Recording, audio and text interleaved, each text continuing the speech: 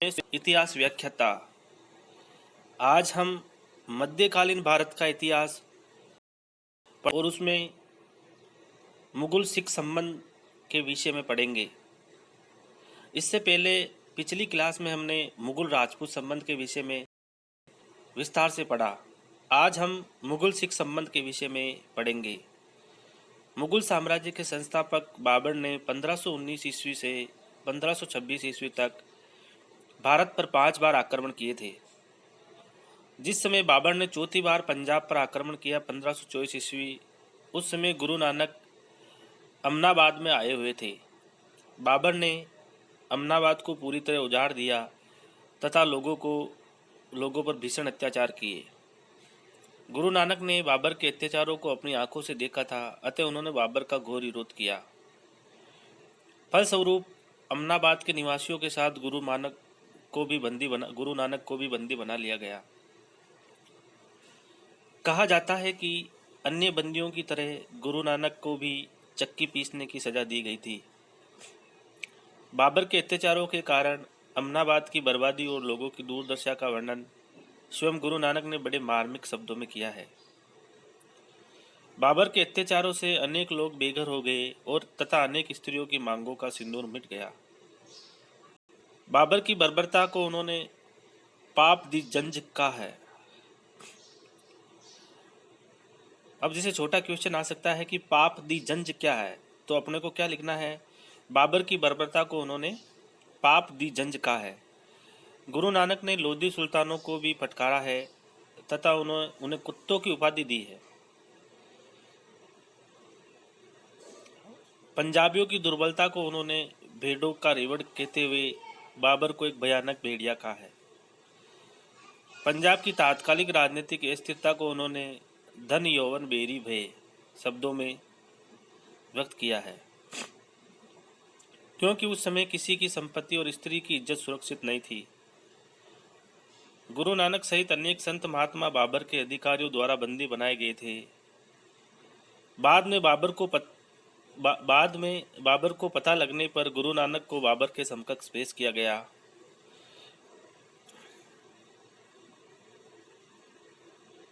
बाबर ने उनकी महानता से प्रभावित होकर उन्हें मुक्त कर दिया। इस प्रकार गुरु नानक का मुगल सम्राट बाबर से प्रथम संपर्क अमैत्रीपूर्ण रहा। गुरु नानक के आंदोलन का उद्देश्य नितांत सामाजिक और धार्मिक था, जिसका कोई राजनीतिक स्वरूप नहीं था। अतः बाबर से प्रथम संपर्क के बाद बाबर अपने साम्राज्य की स्थापना में लग गया और गुरु नानक अपने धर्म प्रचार में लग गए तथा उनका एक दूसरे से कोई संपर्क या संघर्ष नहीं हुआ। बाबर के पुत्र और उत्तराधिकारी हुमायूं के शासनकाल में गुरु नानक को अपने धर्म प्रचार में मुगलों की ओर से कठिनाई नहीं हुई, क्योंकि एक ओर तो गुरु नानक का आंदोलन शांतिमय था और दूसरी ओर हुमायूं स्वयं अपनी अनेक कठिनाइयों में फंसा हुआ था। हुमायूं का संपर्क गुरु नानक के उत्तराधिकारी गुरु अंगद देव यानी 1538 से 1552 ईस्वी से अवश्य हुआ था। जिस समय हुमायूं शेरशाह से पराजित होकर उत्तर पश्चिमी भारत से ईरान जा रहा था, तब गोइंदवाल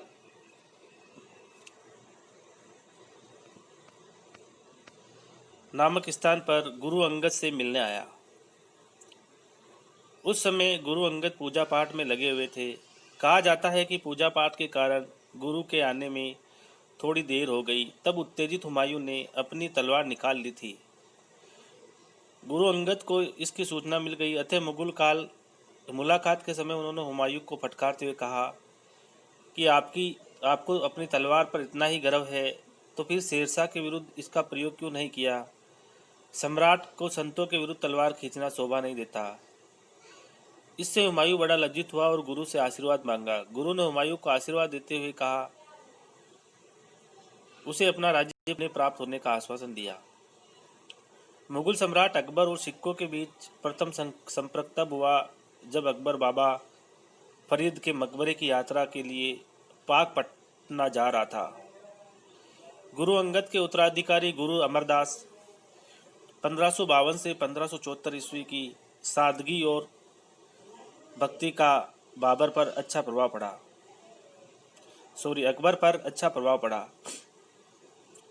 अकबर ने उनके लंगर के लिए कुछ धन तथा जागीर देने का प्रस्ताव किया, लेकिन गुरु अमरदास ने लेने से इनकार कर दिया। कहा जाता है कि अकबर ने गुरु की पुत्री के लिए अमृतसर के निकट कुछ गांव जागीर में दे दिए थे। गुरु अमरदास के उत्तराधिकारी गुरु रामदास 1574 से 1581 और अकबर के संबंध भी महत्वपूर्ण रहे। गुरु रामदास के परोपकारी जीवन से बड़ा प्रभावित हुआ। गुरु रामदास के परोपकारी जीवन से अकबर बड़ा प्रभावित हुआ, इसलिए उसने गुरु रामदास को अमृतसर के सरोवर और शहर की स्थापना के लिए 500 बीघा भूमि सस्ते दामों में दे दी। क्योंकि मुगलों की सेना को लंबे समय तक लाहौर के निकट ठहरने के कारण स्थानीय किसानों को काफी नुकसान उठाना पड़ा था। अतः गुरु रामदास के कहने पर सम्राट अकबर ने 1 वर्ष का भू राजस्व माफ कर दिया था। सम्राट अकबर के साथ अच्छे संबंध होने के कारण गुरु रामदास को धर्म प्रचार में बड़ी सहायता मिली। गुरु रामदास के उत्तराधिकारी गुरु अर्जन 1581 से 1606 ईस्वी के साथ भी अकबर के संबंध महत्वपूर्ण थे। यानी कि अकबर महान था तो इसके समय 3 गुरुओं से उनका संपर्क रहा। बाबर के समय गुरु नानक, हुमायूं के समय गुरु अंगद, अकबर के समय अमरदास, रामदास और फिर अर्जुन देव, फिर जहांगीर और सिख संप्रदाय। अकबर ने अपनी उदार धार्मिक नीति के कारण सभी धर्म और संप्रदायों के प्रति श्रद्धा प्रकट की थी। अतः अकबर के समय सिख और मुगल सम्राटों के बीच सौहार्दपूर्ण संबंध रहे। लेकिन अकबर का पुत्र व उत्तराधिकारी जहांगीर अपने पिता के समान धार्मिक सहिष्णुता नहीं रखा। वे कट्टर सुन्नी मुसलमान था। अतः जहांगीर के समय उसके सिखों के साथ संबंध बिगड़ गए थे। गुरु अर्जुन की बढ़ती हुई शक्ति और उनके शाही ठाट बाट से रहने के कारण उनको सच्चा पादशाह कहा जाने लगा था। सिखों की धार्मिक पुस्तक पंथ प्रकाश में इस परिवर्तन को इस प्रकार दर्शाया गया है। जबकि धन और दुनियावी दिखावा गुरु नानक देव से 20 मील दूर था, ये फासला अंगद के समय केवल 6 मील रह गया था। धन संपत्ति गुरु अमरदास के दरवाजे तक पहुंच गई थी और गुरु रामदास के काल में उनके पांव तक छूने लग गई थी, परंतु गुरु अर्जुन देव के काल में ये दोनों चीजें उनके घर में प्रवेश कर चुकी थी। गुरु अर्जुन के बढ़ते हुए प्रभाव से ईर्ष्या करते हुए उनके बड़े भाई प्रथिया ने एक मुसलमान कर्मचारी सुलई के साथ मिलकर मुगल सम्राट अकबर के कान भरे कि उन्होंने जो ग्रंथ रचा है उसमें मुसलमानों के लिए मिलकर मुगल सम्राट अकबर उसमें मुसलमानों के लिए अपमानजनक बातें कही गई है। अकबर द्वारा पूछने पर गुरु अर्जुन ने भाई गुरु रामदास और भाई बुड्ढा को अकबर के पास भेजा, जिन्होंने ये सिद्ध कर दिया कि गुरु ग्रंथ साहिब में कुछ भी आपत्तिजनक बातें नहीं की गई है। अकबर ने गुरु ग्रंथ साहिब में लिखी हुई शिक्षाओं के आधार पर कहा कि यह पुस्तक सभी के लिए सम्मान योग्य है। लेकिन जहांगीर के समय मुगलों की धार्मिक नीति में परिवर्तन आया। गुरु अर्जुन देव के बारे में जहांगीर को जो रिपोर्ट मिली उसके आधार पर जहांगीर ने अपनी आत्मकथा तुझो के जहांगीर में लिखा है कि गोइंदवाल में, जो कि दरिया है व्यास के किनारे है, अर्जुन नामी एक हिंदू साधु के वेश में और संत के रूप में काम करने के कारण कुछ साधारण हिंदुओं और कुछ अज्ञानी और मूर्ख मुसलमानों पर बुरा प्रभाव डाल रहा है।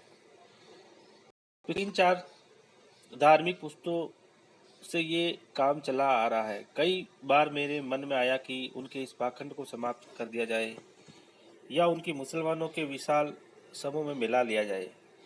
इससे स्पष्ट है कि जहांगीर आरंभ में सिख संप्रदाय के विरुद्ध था। फिर कट्टर मुल्लाओं ने गुरु अर्जुन के बढ़ते हुए प्रभाव को मुगल सम्राट के समकक्ष गलत ढंग से पेश किया। दुर्भाग्य से शाहजादा खुसरो के विद्रोह में दोनों के बीच संबंध बिगाड़ने और योगदान दिया। बिगाड़ने में और योगदान दिया। शाहजादा खुसरो ने अपने पिता के विरुद्ध विद्रोह का झंडा खड़ा कर दिया, लेकिन शाही सेनाओं से पराजित होकर वे भागता हुआ पंजाब की तरफ आया और तरनताल में गुरु अर्जुन से भेंट की।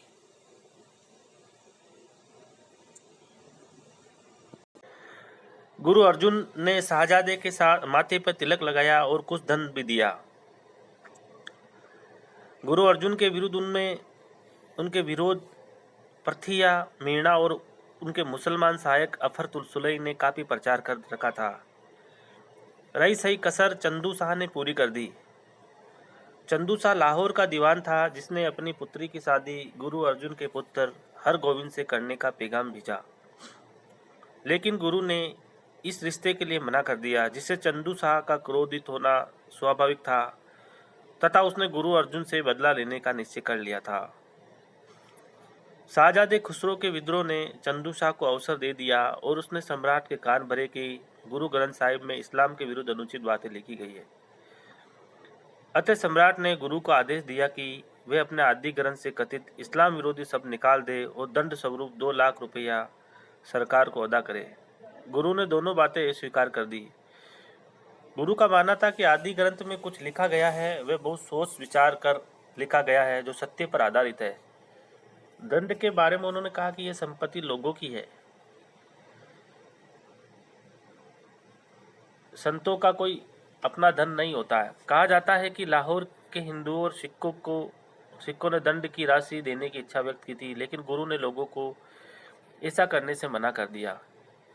सम्राट के आदेश से गुरु को कैद करके लाहौर लाया गया, जहाँ उन्हें भीषण एवं अमानवीय शारीरिक यातनाएं दी गई और फिर उनकी हत्या कर दी गई।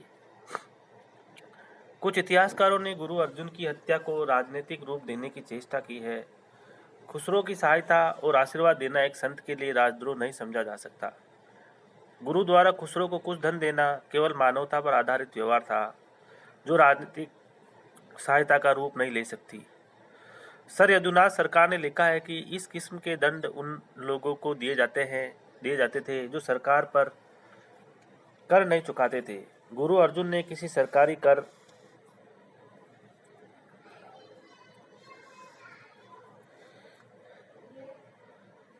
को चुकाने में किसी किस्म की चूक नहीं की थी। अतः गुरु अर्जुन की हत्या केवल धार्मिक वैमनस्य पर आधारित थी।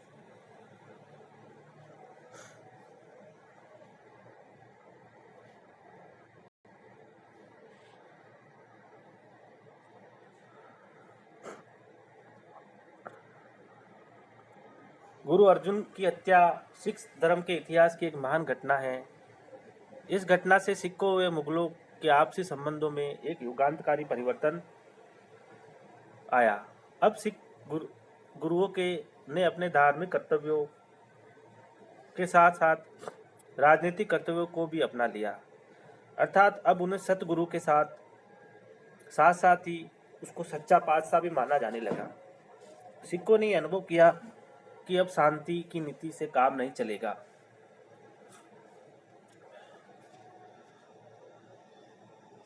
बल्कि धर्म की रक्षा के लिए सशस्त्र संघर्ष के लिए भी तैयार रहना होगा। आर्चर ने लिखा है कि इस घटना के पश्चात सिखों का शांति में जनसमूह एक सैनिक संघ बन गया। गुरु अर्जुन ने मरते समय अपने उत्तराधिकारी हरगोविंद को यह संदेश दिया कि अगर अपनी धर्म की रक्षा करनी है तो उसकी तरह शस्त्र धारण करके सिंहासन पर बैठना चाहिए। गुरु हरगोविंद ने सिखों को आदेश दिया कि वे सच्ची सैनिकता का विकास करें और रुपयों की जगह शस्त्र और घोड़े दान में दें। गुरु हरगोविंद अपनी शक्ति बढ़ाने में लग गए और रक्षा प्रबंध मजबूत करने लग गए। उन्होंने अमृतसर में एक लोहागढ़ नामक दुर्ग भी बनवाया और सैनिकों की भर्ती भी की गई। गुरु की इस कार्रवाई से सम्राट जहांगीर सशंकित हो उठा और उसने गुरु को दरबार में बुलाकर अपने पिता का जुर्माना अदा करने को कहा। गुरु ने इनकार करने पर उन्हें बंदी बनाकर ग्वालियर के जेल में भेज दिया गया। गुरु ग्वालियर जेल में कितने समय तक रहे, इस संबंध में इतिहासकारों में मतभेद है। कुछ इतिहासकारों ने इस अवधि को 2 साल और कुछ ने 9 साल कहते हैं। मोहसन फानी ने लिखा है कि गुरु हरगोविंद को 12 साल तक ग्वालियर जेल में रखा गया और मुसलमान संत मियाँ मीर के कहने पर उनको और बहुत से दूसरे राजनीतिक बंदियों को छोड़ा गया। गुरु हरगोविंद जानते थे कि कभी न कभी मुगलों से संघर्ष अवश्य होगा, अतः उन्होंने अपनी सैनिक शक्ति को काफी बढ़ा ली। शाहजहाँ और सिख संप्रदाय। इस प्रकार हमने पहले बाबर, फिर हुमायूं, फिर अकबर, फिर जहांगीर और शाहजहाँ का सिखों के साथ संबंध के विषय में पढ़ेंगे।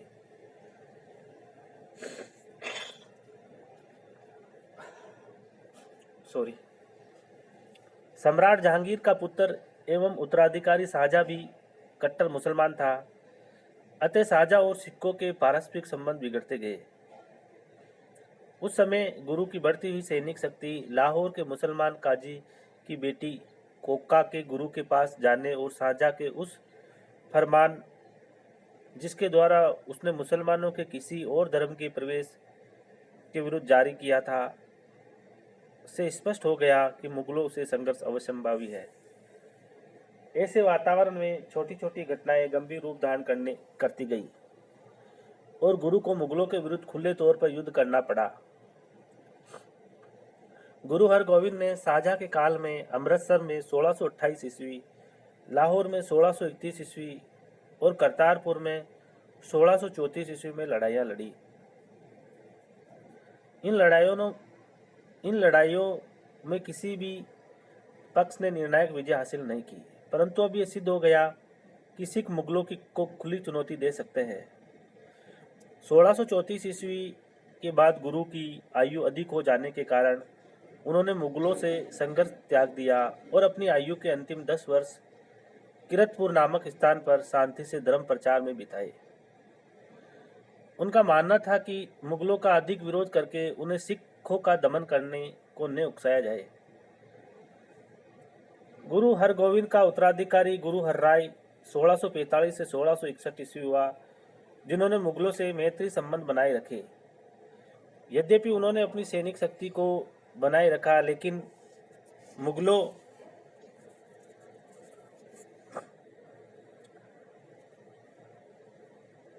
से किसी प्रकार का संघर्ष मोल नहीं लिया।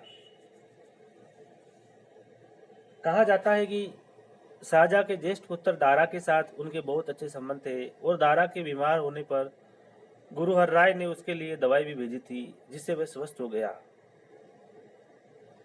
औरंगजेब और सिख संप्रदाय।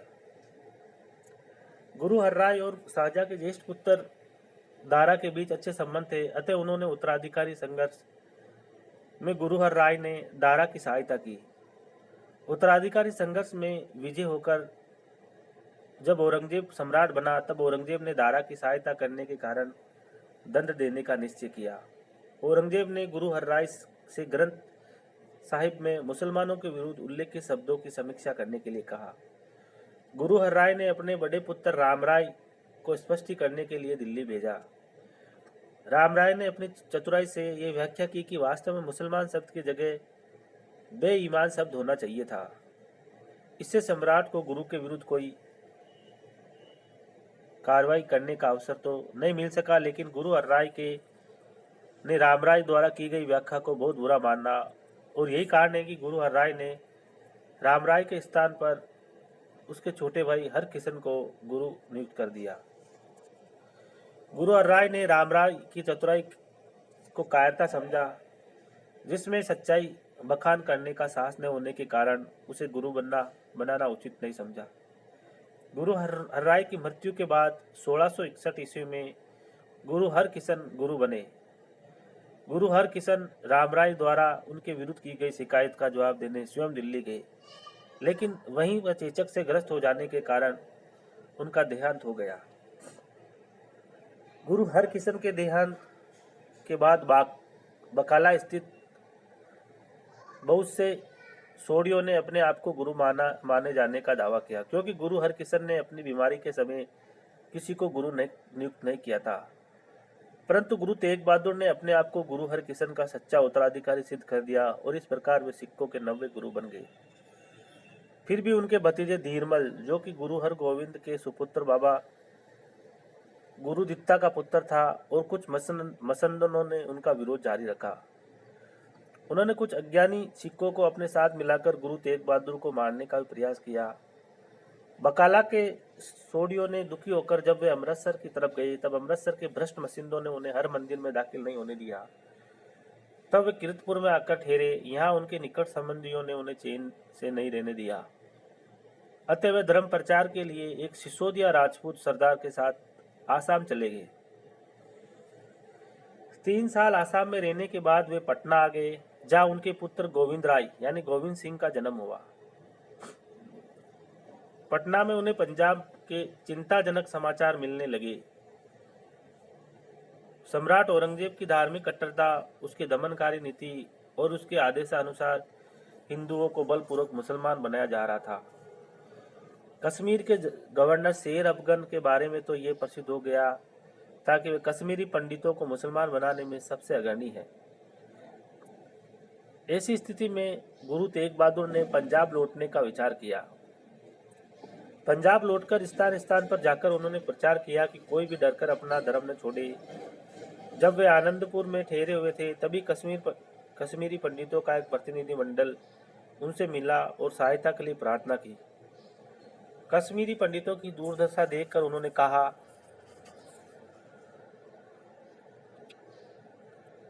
कि इन गंभीर परिस्थितियों का समाधान करने के लिए किसी महान व्यक्ति को अपना बलिदान देना होगा। इस पर उन्होंने 9 वर्षीय पुत्र गोविंद राय ने बोलेपन में कहा कि आपसे अधिक वीर, महान और साहसी व्यक्ति कौन हो सकता है। अपने पुत्र के से ऐसे वचन सुनकर उन्हें अपना बलिदान देने की प्रेरणा हुई। तत्पश्चात गुरु ने कश्मीरी पंडितों को आश्वासन दिया और कहा कि वे सम्राट औरंगजेब से जाकर कह दे कि अगर गुरु तेग बहादुर को मुसलमान बना लिया जाए तो वे सब लोग उनका अनुकरण करेंगे। इसकी सूचना मिलते ही सम्राट ने उन्हें पकड़कर दिल्ली लाने का आदेश दिया। तब उन्हें पकड़कर दिल्ली लाया गया। वहां उन्हें इस्लाम धर्म स्वीकार करने को कहा गया। गुरु के इनकार करने पर औरंगजेब की आज्ञा से उनका सिर धड़ से अलग कर दिया गया। आनंदपुर में उनका दाह संस्कार किया गया, परंतु प्रसिद्ध स्मारक दिल्ली के चांदनी चौक में गुरुद्वारा शीशगंज बनाया गया है। गुरु तेग बहादुर के पुत्र एवं उत्तराधिकारी गुरु गोविंद सिंह ने अपने पिता की हत्या का बदला लेने का निश्चय किया तथा सिखों को सैनिक संप्रदाय में परिवर्तित कर दिया। गुरु गोविंद सिंह ऐसा प्रबंध करना चाहते थे कि जिससे सिखों की धार्मिक अथवा राजनीतिक स्वतंत्रता प्राप्त हो सके। इसलिए उन्होंने मिशन निश्चित करके अपने साथियों के जीवन में ऐसा परिवर्तन किया जिससे वे संघर्ष अनंत बन जाए और सिखों में किसी किस्म की कमजोरी न आ सके और वे अपने धर्म की रक्षा के लिए तन मन और धन न्योछावर करने को सदैव उद्यत रहे। इस उद्देश्य की पूर्ति के लिए उन्होंने मुगल सम्राटों के प्रति सशस्त्र संघर्ष के लिए अपने सारे साथियों को तैयार किया और 1699 ईस्वी में उनको खालसा का रूप देकर उनमें ऐसी शक्ति का संचार किया जो कभी समाप्त नहीं हुई। लेकिन खालसा की स्थापना में उनके क्या उद्देश्य थे, इस प्रश्न पर विद्वानों में मतभेद है। कनिंगम ने लिखा है कि गुरु गोविंद सिंह ने सिखों की समझ शक्ति को एक ही दिशा में संचार करके उन्हें पूर्ण रूप से आध्यात्मिक उन्नति नहीं करने दी। गुरु गोविंद सिंह ने सिखों की धार्मिक एकता को राजनीतिक उद्देश्य प्राप्ति का एक साधन बना लिया, लेकिन इंद्रभूषण बनर्जी इस विचार से सहमत नहीं है। वे गुरु गोविंद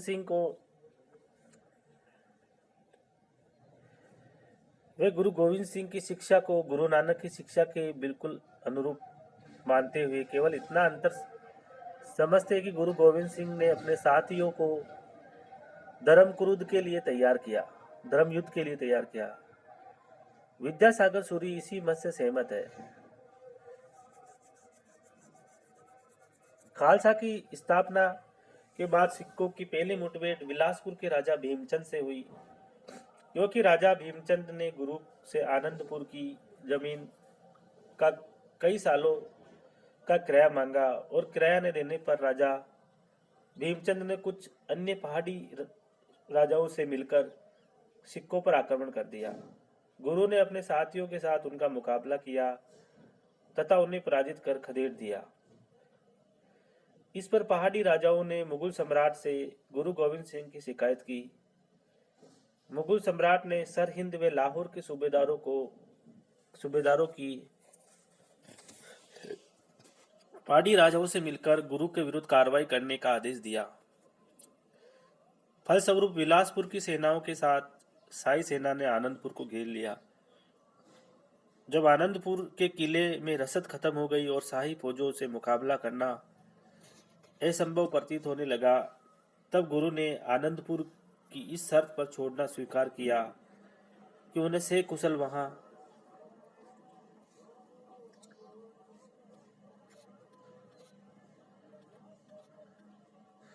से जाने दिया जाए। शर्त के स्वीकार होने पर गुरु अपने काफिले के साथ वहां से रवाना हुए, लेकिन सिरसा नदी पार करते समय उन पर आक्रमण कर दिया गया। इससे सिक्कों में भगदड़ मच गई। गुरु के दो पुत्र फतेह सिंह और जोरावर सिंह पकड़ लिए गए, जिन्हें सरहिंद के सूबेदार ने जीवित दीवार में चुनवा दिया। गुरु बड़ी मुश्किल से अपने थोड़े से साथियों के साथ चमकौर पहुंचे। शत्रु सेना वहां भी आ पहुंची। यहां भी उन्होंने शत्रु सेना का डटकर मुकाबला किया। इस मुकाबले में गुरु के दो पुत्र अजित सिंह और जुझार सिंह शहीद हो गए।